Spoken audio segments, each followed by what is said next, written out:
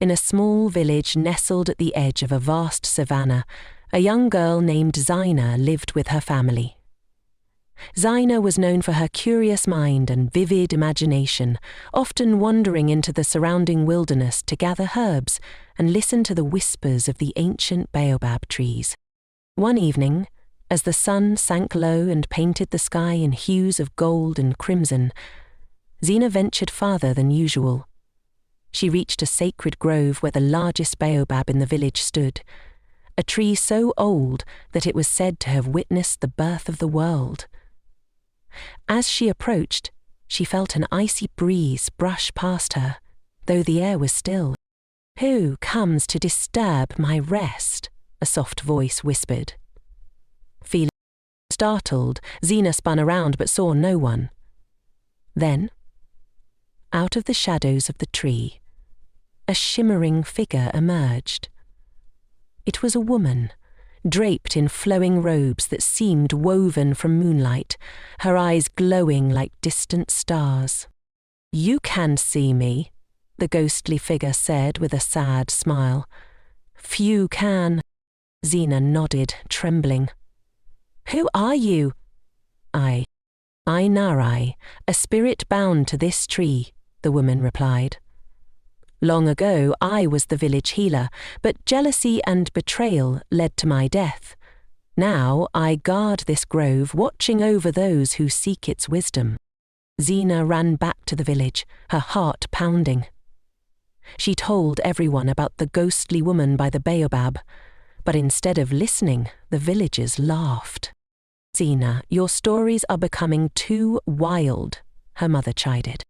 "The spirits don't visit children," an elder scoffed. Even her best friend Tomalo shook his head. "You must have been dreaming, Zina." So determined to prove she was not lying, Zina returned to the baobab the next evening.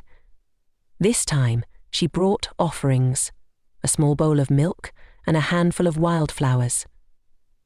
The spirit appeared again, her form even clearer under the moonlight.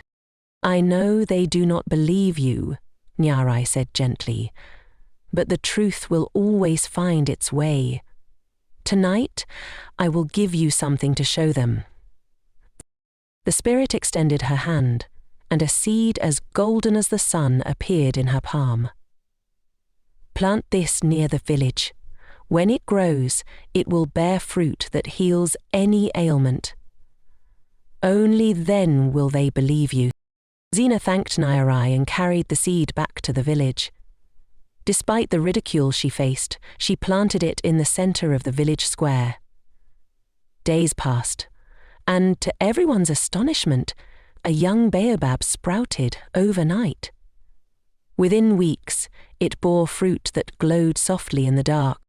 When a sick child ate the fruit and was miraculously cured, the villagers were left in awe.